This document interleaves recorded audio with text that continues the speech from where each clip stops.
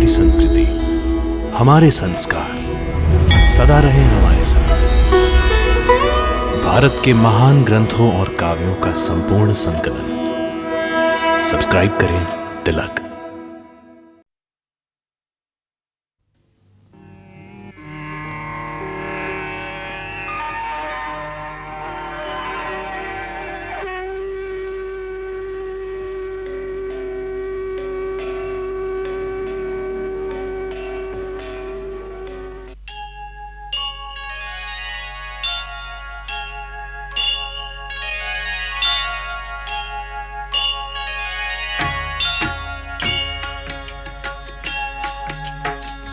सीताराम चरित अति पावन, मधुर सरस अरु अति मन भावन।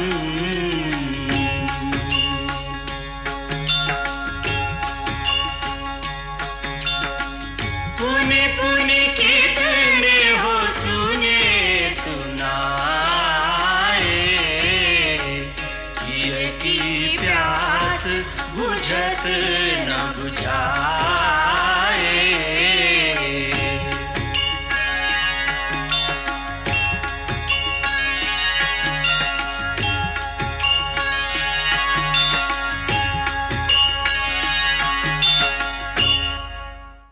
आर्य सुमंत्र, भरत आ गया है, इसलिए महाराज के शरीर को तेल से बाहर निकालकर अंतिम यात्रा के लिए उचित रूप से सजा दिया जाए।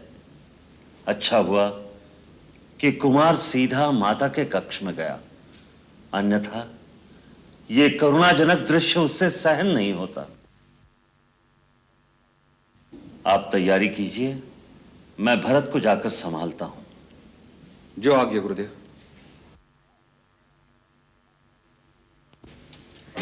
रुक जा चंडालन, मैं तुम्हें जीवित नहीं छोड़ूंगा, तुम्हारा अंत करके रहूंगा। रुक जाओ शत्रुघ्न, क्षत्रिय कभी स्त्री पर हाथ नहीं उठाते। मुझे छोड़ दो भैया, आप नहीं जानते यही इस अनर्थ की जड़ है।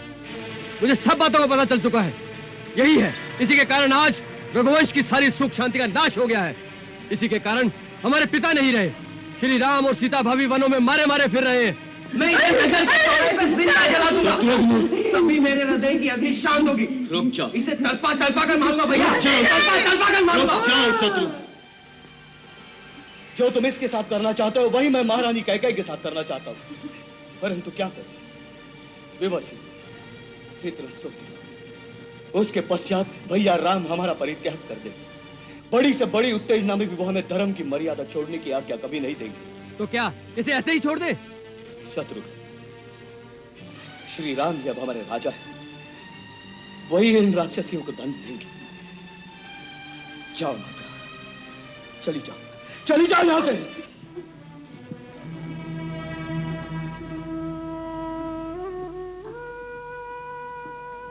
शत्रुघ्न,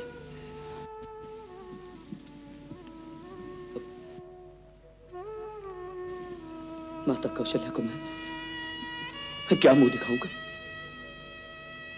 उनसे क्या कहूंगा,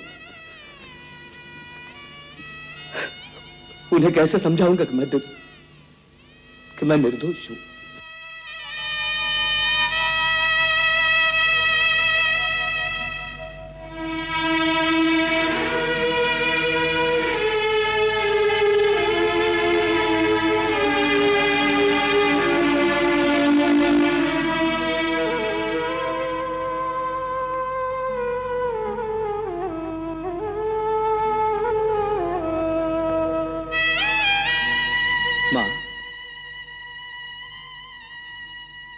मां,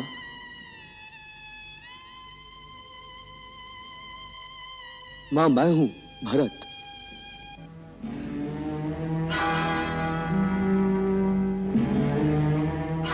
भरत, भरत,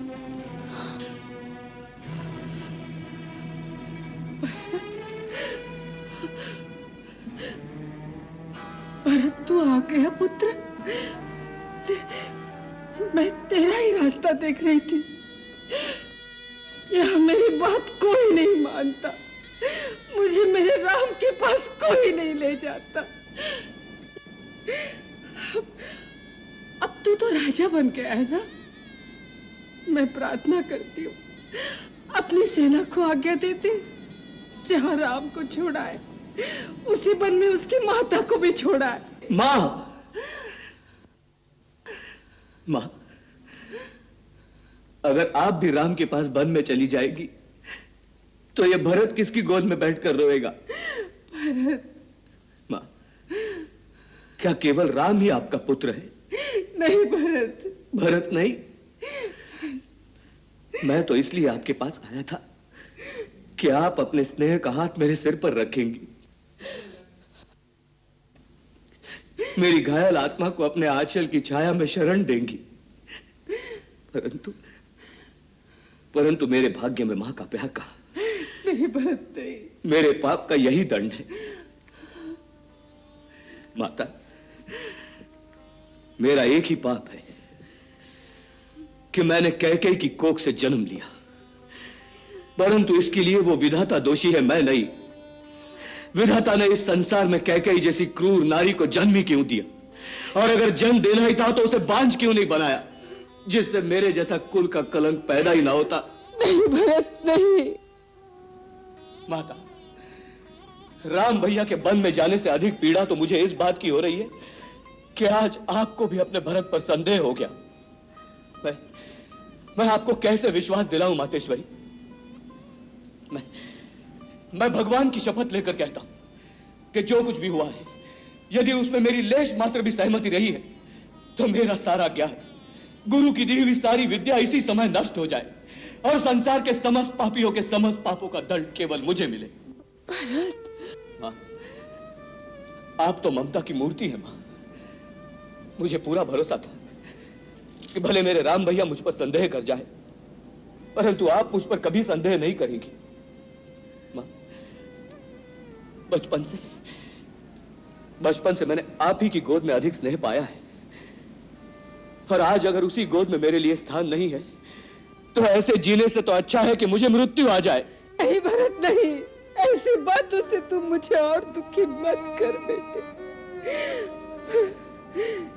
एक बेटा तो वन में चला गया और दूसरा इस प्रकार धैर्य छोड़कर मरने की बात करेगा तो बेचारी माँ किससे सहारा मांगेगी? मैं तो तेरे आने से समझी थी कि मेरे पास मेरा राम आ गया है। मेरे बातों का यह अर्थ कदा भी नहीं था मेरे लाल कि मैं तुझ पर संदेह करूं, परंतु मां की आत्मा सदा दुखी पुत्र की ओर ही जाएगी। एक पुत्र तो पिता की आज्ञा से राज संभालेगा तो मां का हृदय वनवासी पुत्र के लिए ही तड़पेगा ना। इसलिए मैं तेरी आने की प्रतीक्षा कर रही थी। मेरा राम तो मुझे वन में अपने साथ नहीं ले गया, तो मेरी आज्ञा अवश्य मानेगा और मुझे वन भेज देगा। मुझे वन भेज देना मेरे लाल, मुझे वन भेज देना। मैं आपको वन में नहीं भेजूंगा मां,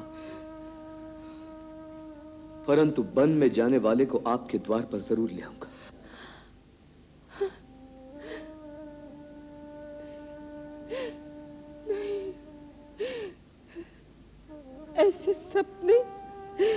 ऐसे सपने मुझे मत दिखा भरत, मुझे मत दिखा।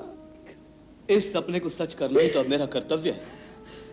मां, मैं पूछता हूं, आपने उन्हें जाने की आज्ञा कैसे दी? अपने अधिकार से उन्हें रोका क्यों नहीं? कैसे रोकती? वो तो बड़े ज्ञानियों की भांति मुझे नारी धर्म का उपदेश सुनाकर अपने पिता की आज्ञा पालन करने चला गया। लेश मात्र दुख और विषाद नहीं था मन में। अपने वस्त्र, आभूषण, ये राजमहल, ये साम्राज्य ऐसे छोड़ दिए जैसे कोई अपने पुराने वस्त्र त्याग कर देते। सीता अपने पतिव्रत धर्म पालन करने उसके साथ चली गई। लक्ष्मण को राम ने बहुत रोका, परंतु वो नहीं रुका। सबने अपने अपने धर्म का पालन किया और मेरा वज्र हृदय देखो, दो पुत्र गए, बहू गई, परंतु उन्हें साथ जाते देखकर भी मेरे प्राण उनके साथ नहीं गए। पुत्र स्नेह का धर्म तो महाराज ने पालन किया। महाराज ने जब तक जिए उसके साथ जिए, वो गया तो अपने प्राण भी त्याग दिए।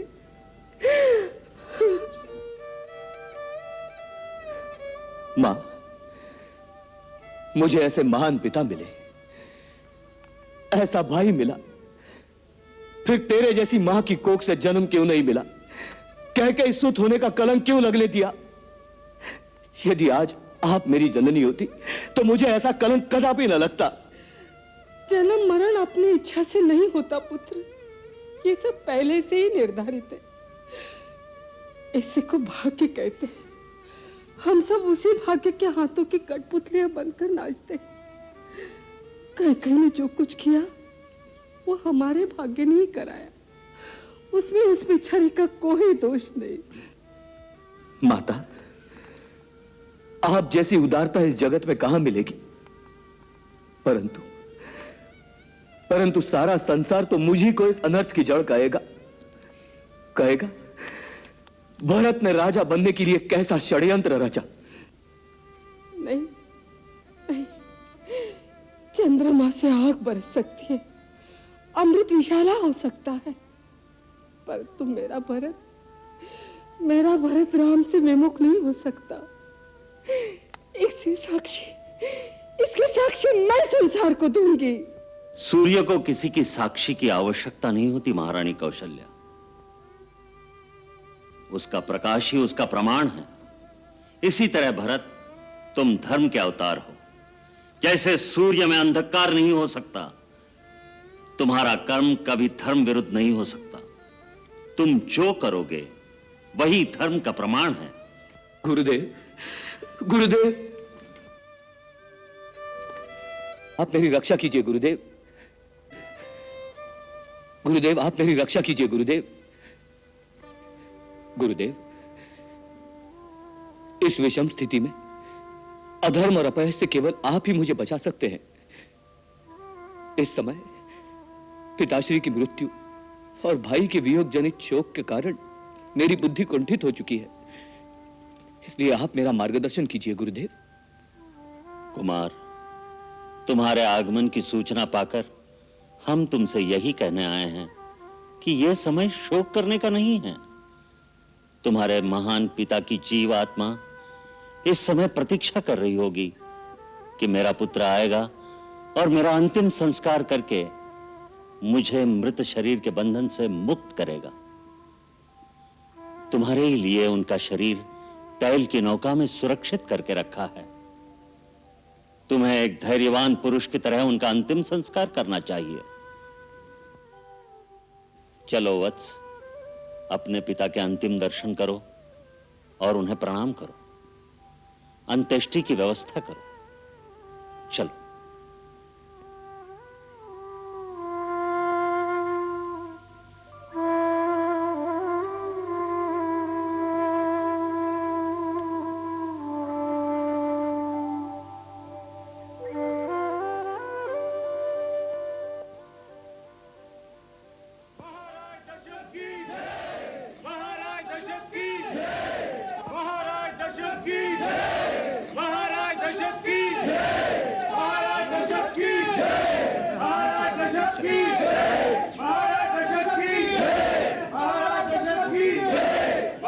जय जयकार नहीं है पद की, जय जयकार नहीं इस तन की।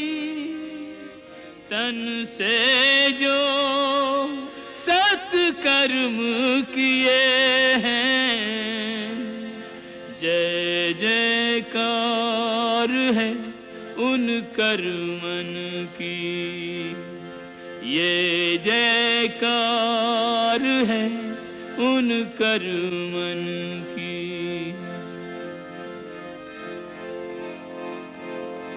जैसे रन से जीत के जोधा अपने घर को जाते हैं, ऐसे विजयी राजा पर सब श्रद्धा सुमन चढ़ाते हैं। ऐसे विजयी राजा पर सब श्रद्धा सुमन चढ़ाते हैं।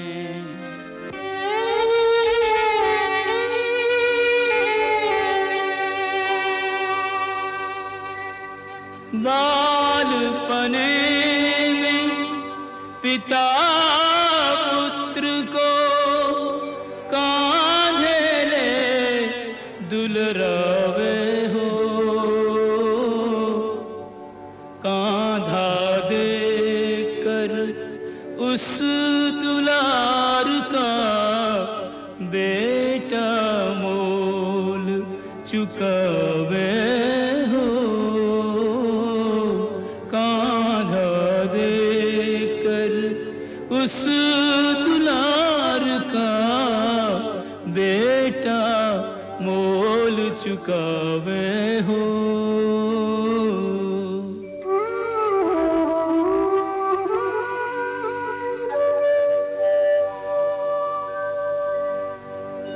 रहे पिता को ध्यान पुत्र पर कोई आँच न आवे हो, सबसे पहले पुत्र पिता के तन में आँच लगावे हो, सबसे पहले पुत्र पिता के तन में आँच लगावे हो।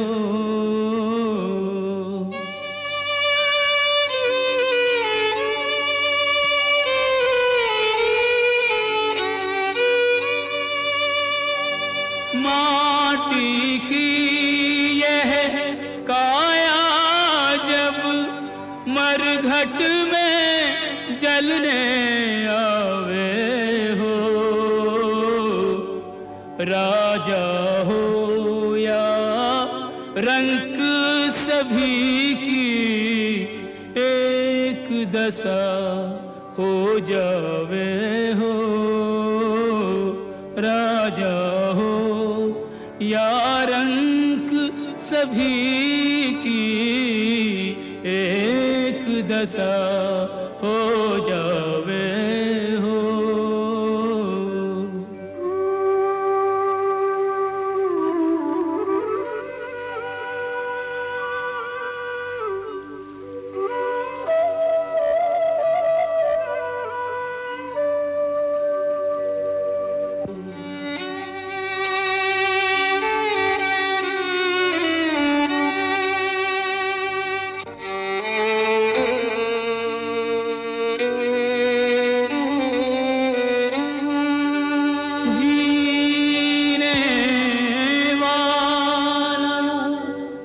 जाने वाले की सुधियां दोहरावे हो,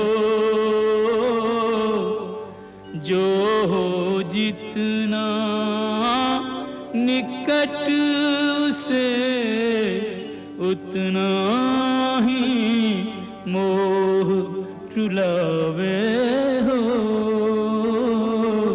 जो हो जितना निकट से उतना ही मोह रुलावे हो।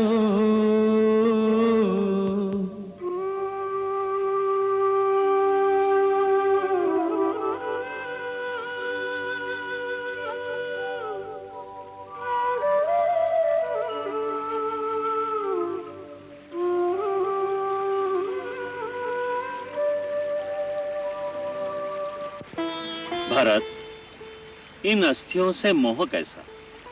ये तुम्हारे पिता नहीं है। वो महात्मा तो इस समय अपने कर्मानुसार परलोक में बैठे होंगे। जीवात्मा को 5 तत्वों से बना हुआ यह शरीर इसलिए प्रदान किया जाता है कि वो अपने जीवन में इसके द्वारा अपने कर्तव्य और धर्म का पालन करे। प्राणी के चले जाने पर इस पार्थिव शरीर के 5 तत्व अग्नि, वायु, आकाश, जल और धरती मां को वापस दे दिए जाते हैं। अतः इन अस्थियों को सरयू के पवित्र जल को सौंप दो। सबके लिए यही विधान है कुमार। आज जो तुम अपने पिता के लिए कर रहे हो, एक दिन तुम्हारा बेटा तुम्हारे लिए भी यही करेगा। मोह को त्याग दो। तुम्हारा आगे का कर्तव्य तुम्हारी प्रतीक्षा कर रहा है।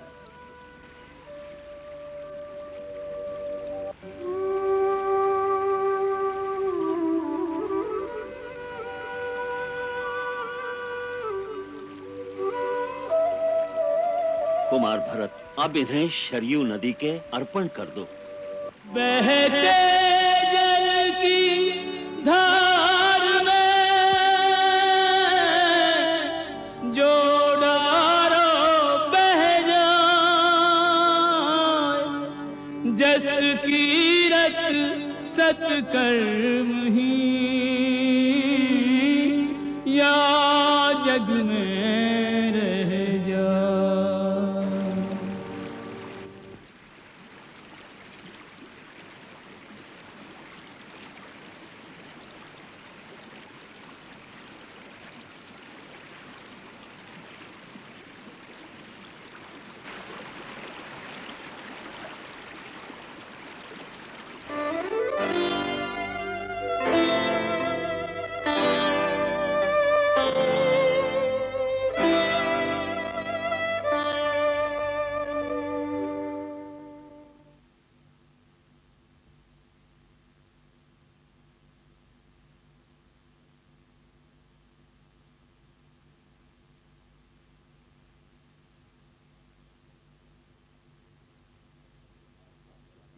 गुरुदेव, आपकी आज्ञानुसार हम राज्यसभा में उपस्थित हो गए हैं। कहिए, हमारे लिए क्या आज्ञा है? वत्स भरत, तुम्हारे पिता धर्म का आचरण करते हुए अपने वचन का पालन कर ये धन धान्य से समृद्ध राज्य तुम्हें देकर स्वयं स्वर्ग सिधार गए हैं। तुम्हारे ज्येष्ठ भ्राता श्री रामचंद्र जी एक महात्मा की तरह अपने पिता का वचन पूरा करने के लिए वन में चले गए हैं। तुम्हारे पिता और ज्येष्ठ भ्राता दोनों ने ही यह अकंटक राज्य तुम्हें प्रदान किया है। अब तुम्हारा यह कर्तव्य है कि सूर्यवंशियों का यह राज सिंहासन तुम ग्रहण करो और अपनी प्रजा की रक्षा करो। यह आपकी आज्ञा है गुरुदेव। यही इस समय तुम्हारा कर्तव्य है भरत। मंत्रिमंडल की क्या सम्मति है?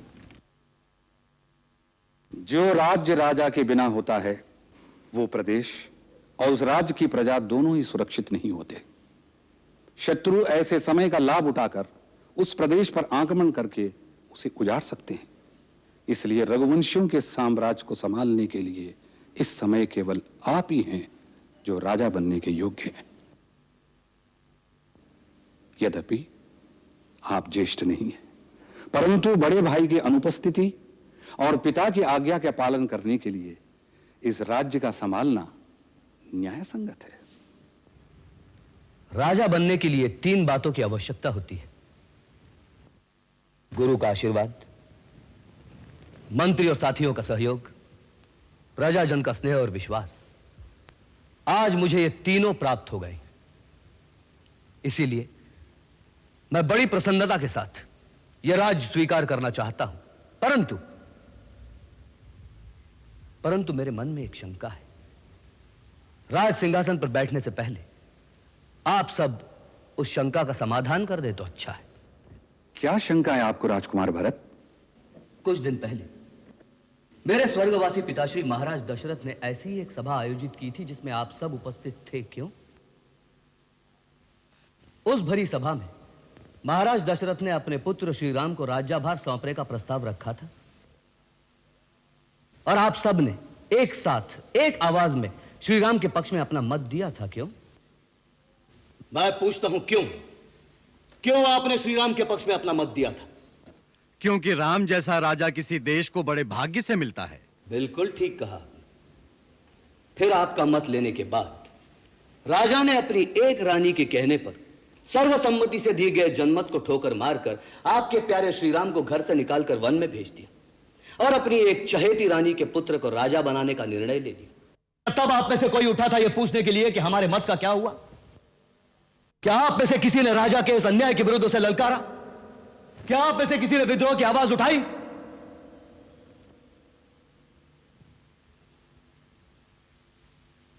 मत का अधिकार होना अच्छी बात है, परंतु जो उस अधिकार की रक्षा नहीं कर सकते, उस अधिकार के लिए लड़ना नहीं जानते, उनका यही हाल होगा।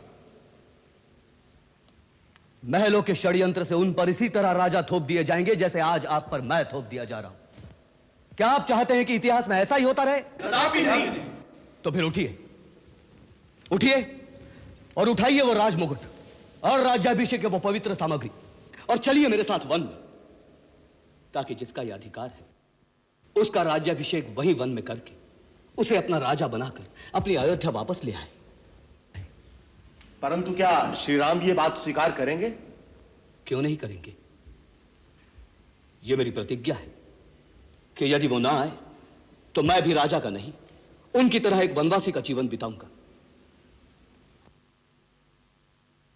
आप लोगों ने कैसे सोच लिया कि जिन महाराज दशरथ ने अपने वचन के लिए अपने प्राण दे दिए, जिस श्री राम ने पिता के अपने मुख से ना कहने पर भी पिता के वचन की आन रखने के लिए एक भरा पूरा साम्राज्य तिनके की तरह छोड़कर वन का रास्ता ले लिया, उन्हीं दशरथ का पुत्र होकर, उस श्री राम का छोटा भाई होकर, यह भरत ही ऐसा नीच निकलेगा जो अपने बड़े भाई का राज हड़प कर जाएगा? राज्य पर केवल बड़े का ही अधिकार है। श्री राम मुझसे अवस्था में बड़े और गुणों में भी श्रेष्ठ है, केवल वही इस राज्य के अधिकारी है। जो वस्तु अपनी नहीं उसे लेना पाप है। मैं गुरुजनों से प्रार्थना करता हूं मुझे यह पाप करने की आज्ञा न दे जिससे मैं रघुकुल का एक कलंक कहलाऊं। वैसे कलंक तो मुझे मेरी माता ने लगा ही दिया है, लेकिन आप लोग तो मुझ पर दया कीजिए। मैं इस राज्य सभा के बीच खड़ा होकर घोषणा करता हूं, अयोध्या के राजा केवल राम हैं। वो इस वक्त जहां भी हैं उसी दिशा में मैं उन्हें शत शत प्रणाम करता हूं और इसी समय उनके पास जाने का प्रण करता हूं। आप सब भी मेरे साथ चलने की कृपा करें। गुरुजन, मेरा यह संकल्प सफल हो, यही आशीर्वाद प्रदान करें। धन्य,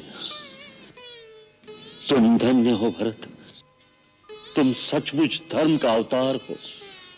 तुम्हारे कई पूर्वज राजा प्रतापी और पुण्यात्मा हो चुके हैं, किंतु धर्म के सामने इतने विशाल साम्राज्य को तुच्छ समझने वाला तुम जैसा महात्मा आज तक कोई नहीं हुआ। तुम राजाओं के राजा हो भरत। तुम धन्य हो। तुम्हारी सदा जय हो, सदा जय। तूने बड़े कठिन कार्य का बीड़ा उठाया है भरत। राम बड़ा दृढ़ संकल्प है, उसके निर्णय को बदलना बड़ा कठिन काम है। इसीलिए तो आपका मेरे साथ चलना आवश्यक है। मां, वो मेरी अनुनय विनय को ठुकरा सकते हैं, मुझे राजनीति धर्म नीति की बातों में उलझा सकते हैं, परंतु आपकी आज्ञा को नहीं टाल सकते। यदि आप आज्ञा करेंगी तो उन्हें आना ही पड़ेगा। मां, आप मेरे साथ चलिए। अच्छा चल, कदाचित तेरे पुरुषार्थ से ही अयोध्या का भाग बदल जाए। अवश्य बदल जाएगा माँ, अवश्य बदल जाएगा। भैया और भाभी निश्चय ही लौट आएंगे। मैं उनके राज्याभिषेक की सामग्री साथ ले जा रहा हूं। वहीं वन में गुरुदेव उनका अभिषेक करेंगे। फिर हम अपने राजा रामचंद्र को बड़े वैभव के साथ अयोध्या लेकर आएंगे, बड़े वैभव के साथ। माँ, तुम चलने की तैयारी करो, मैं बाकी व्यवस्था देखता हूं।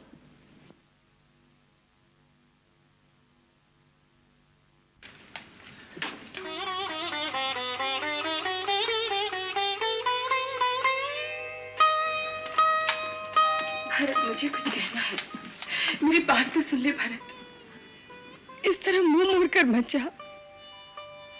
कहिए महारानी कैकेयी, क्या कहना चाहती है? मैं भी तुम्हारे साथ वन में चलना चाहती हूँ। क्यों?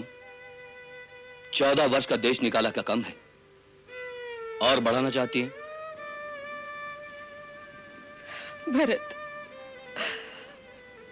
परशुराम की तरह तू भी अपनी माँ का सर काट कर फेंक दे, किंतु लज्जा से और धरती में मत गाड़। तो फिर वन में तुम्हारा क्या काम है? सबसे बड़ी पापन मैं हूं। ये सारा सर्वनाश मेरे ही कारण हुआ है। ये आग जो मैंने लगाई है, अपने पश्चाताप के आंसुओं से मुझे शीतल करने दे। तुम सब जिस लक्ष्य के लिए वन में जा रहे हो, मुझे भी अपनी सहभागिनी बना लो। वो अधिकार अब तुम खो चुकी हो। माँ का अधिकार उससे कोई नहीं छीन सकता।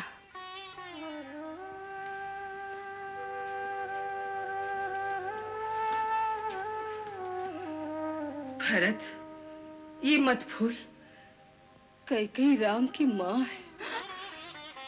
माँ पुत्र को दंड भी दे सकती है और उस पर ममता का हाथ फेरने का अधिकार भी रखती है। कैकेयी बहन अवश्य जाएगी। परंतु माँ, ये मेरी आज्ञा है और मुझे विश्वास है राम की भी यही आज्ञा होगी। जो आज्ञा माँ।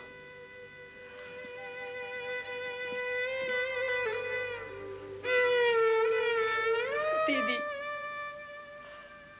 मेरे पास तो क्षमा मांगने के लिए भी शब्द नहीं है। मैं तो अपनी मृत्यु की प्रार्थना कर रही हूँ। न धरती माता स्थान देने को तैयार है, न अग्नि देव ही मुझ पापनी को स्वीकार करना चाहते हैं। कदाचित मेरा राम ही मुझे क्षमा करते। मुझे अपने साथ ले चलो दीदी, अपने साथ ले चलो। अरे पगली, वो तो तुझे दोषी ही नहीं मानता। देख लेना, उसके स्नेह में कोई अंतर नहीं आया होगा। नहीं, मैं उसके सामने क्या मुंह लेके जाऊंगी? मैं उसे अपना मुंह नहीं दिखा सकती। आप ही मेरी ओर से उसे कह देना, हो सके तो मुझ पापन को क्षमा कर दे। नहीं बहन, इसमें तुम्हारा कोई दोष नहीं। हम सब नियति और काल के अधीन हैं। उन्हें जो करना होता है उसी और हमारी बुद्धि फेर देते हैं। दीदी, चल चल चलने की तैयारी कर दीदी। मंगल भवन अमंगल हारी, अब हो सुदशरथ अजिर बिहारी।